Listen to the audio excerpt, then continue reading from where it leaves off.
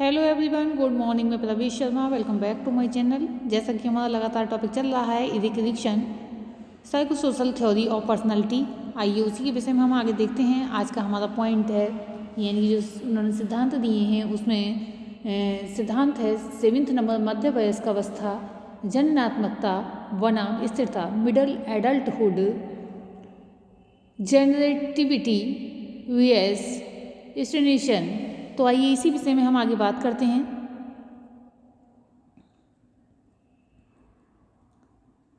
मनोसामाजिक विकास की ये अवस्था लगभग 30 वर्ष की आयु से 65 वर्ष की आयु तक की मानी गई है। इस अवस्था में व्यक्ति में जननात्मकता, जनरेटिविटी का भाव उत्पन्न हो जाता है। इससे तात्पर्य यह है कि व्यक्ति अपने द्वारा अगली पीढ़ी के लोगों के कल्याण तथा साथ ही साथ उस समाज के लिए जिसमें वे लोग रहेंगे, यानी कि हाँ, उनकी पीढ़ी तो चल ही रही है। वो सोचते हैं कि एक अवस्था होती है जिस अवस्था में हमें कुछ लोगों की हेल्प की आवश्यकता होती है, तो उस समय अगली पीढ़ी के लिए, आने वाली पीढ़ी की चिंता के लिए वह कल्याण या साथ ही साथ उस समाज के लिए जिसमें वे लोग रहेंगे को उन्नत बनाने की चिंता से होता है। संक्षेप में, जननात्मकता का अर्थ बूढ़े व्यक्तियों में उन व्यक्तियों के कल्याण के बारे में दिखलाए गए सोच, समझ एवं चिंता से होता है। यहाँ पर हम देख रहे हैं, यहाँ पर होगा चिंता।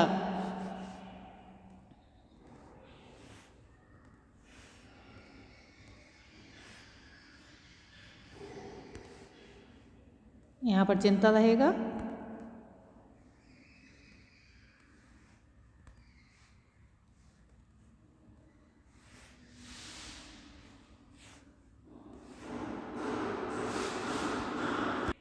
जो उन लोगों की जगह लेने वाले होते हैं, जैसे एक दादा हैं, फिर उनका बेटा, फिर नाती, तो इस तरह से क्रमशः चलता ही है वंशानुक्रम। थोड़े अधिक विस्तृत अर्थ में जननात्मकता, जनरेटिविटी में उत्पादकता तथा सृजनात्मकता से भी होता है।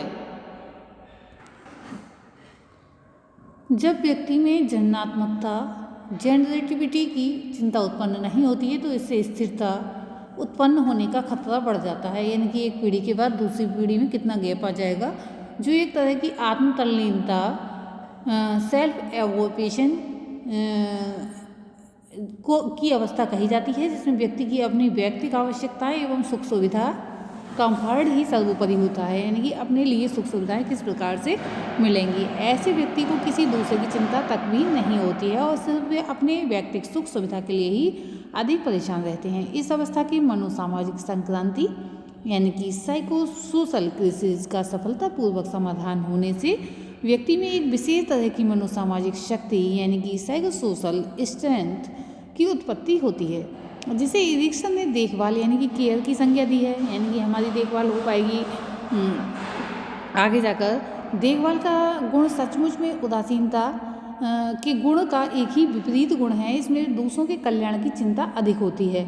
इस अवस्था में प्रजनन नामक कर्मकांडता की उत्पत्ति होती है, जिसमें व्यक्ति अगली पीढ़ी के मार्गदर्शन का बीड़ा उठाने को तत्पर रहता है, यानी कि जो आगे आने वाली पीढ़ी है उसका मार्गदर्शन, पालन पोषण सभी कुछ समाहित हो जाता है, उसका बीड़ा उठाने को तत्पर रहता है। वयस्क अवस्था में इस कर्मकांडता की अभिव्यक्ति व्यक्ति में दूसरों के दुख को समझने तथा उसके कष्ट के निवारण करने की प्रवृत्ति के रूप में विकसित हो जाती है। ये प्रवृत्ति प्रजनन कर्मकांडता से उत्पन्न होने वाली एक प्रमुख रिचुअल है। प्रजनन कर्मकांडता में विकृति होने से व्यक्ति में प्राधिकृतता उत्पन्न होती है, जिसमें व्यक्ति बिना किसी औचित्य जस्टिफिकेशन के ही जो है प्राधिकारी का प्रयोग करने लग जाता है। इसी के साथ हम देखेंगे, यानी कहने का तात्पर्य ये है कि बिना किसी कोई औचित्य नहीं होता है, जस्टिफिकेशन नहीं होता है और अथॉरिटी नहीं होती है, उसके बिना ही वे प्रयोग करने में लग जाता है। नेक्स्ट हम देखेंगे परिपक्वता, अहम संपूर्णता बनाम निराशा, यानी कि maturity, ego, integrity VS despair. यहाँ पर जो मैच्योरिटी शब्द है वो यहाँ पर गलत लिख गया है, ये इस प्रकार से होगा।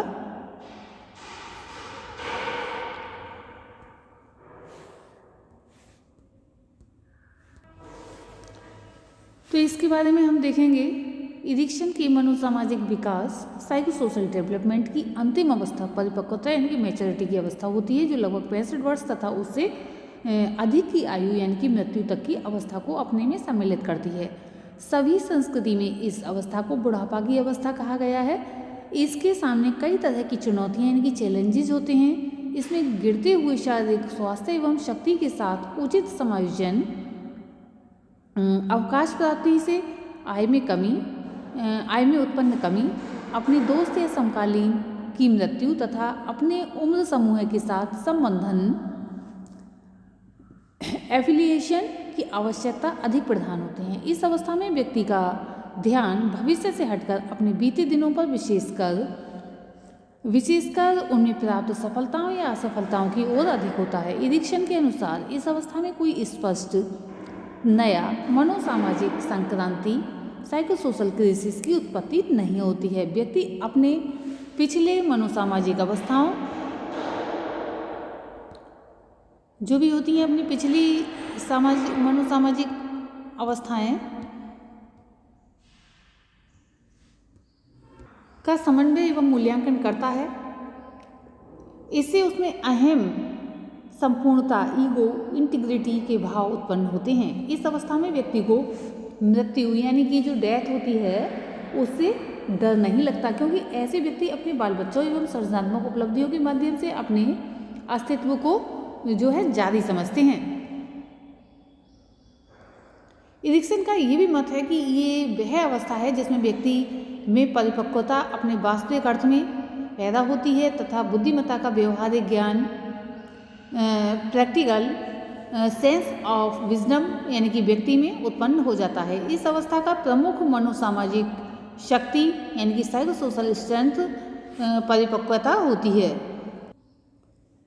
इस अवस्था में कोई व्यक्ति अपने बीते मनोसामाजिक जो होता है यानी कि साइकोसोशल अवस्थाओं में उत्पन्न असफलताएं जो मिल जाती हैं उनसे चिंतित रहता है, और ऐसे लोग अपनी जिंदगी को अपूरित इच्छाओं, आवश्यकताओं एवं भटके हुए निर्देशों का एक बंडल यानी कि जो बंडल होता है ढेर मानते हैं। इसमें उनमें निराशा यानी कि डिस्पेयर उत्पन्न हो जाती है और अपने को असहाय एवं निर्बल समझने लगते हैं, यानी कि निर्बल यानी कि उनके अंदर बल नहीं है, शक्ति नहीं है, ऐसा समझने लगते हैं। यदि इस तरह की भावना तीव्र हुई तो उसमें मानसिक विषाद यानी कि जो मेंटल डिप्रेशन भी उत्पन्न हो जाता है, ऐसा हम देखते हैं।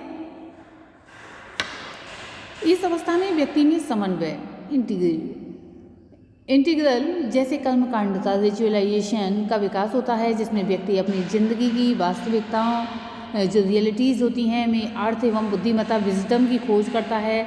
इससे जो कर्मकांड यानी कि रिचुअल विकसित होने लगते हैं उनमें अवकाश प्राप्ति यानी कि जो खाली समय होता है यानी कि रिटायरमेंट, अपने पुत्र एवं पौत्रों के यहाँ जाकर कुछ समय बिताना आदि प्रमुख है। हम देखते हैं समाज में जो रिटायर्ड व्यक्ति होते हैं वो कभी अपनी बेटी के यहाँ पर चले जाते हैं 2-4 महीने के लिए, 1-2 महीने के लिए या 1 साल के लिए जब दूर रहते हैं तो, या फिर अपने बेटे के पास चले जाते हैं, अपनी बहन के पास हैं रहने के लिए चले जाते हैं, जिससे उनका मन जो है लगा रहता है। ऐसे बूढ़े व्यक्ति जिनमें अहम संपूर्णता नहीं विकसित हो पाती है उनमें एक विशेष कर्मकांडवाद यानी कि रिचुअलिज्म की उत्पत्ति का खतरा बढ़ जाता है, जिसे विवेकिता कहा जाता है, जहाँ व्यक्ति अपने आप को ज्ञानवान व विवेकी होने का ढकोसला करता है कि हम ज्ञानवान हैं और विवेकी हैं, ताकि वह अपनी निराशा एवं कुंठा के भाव को छिपा सकें।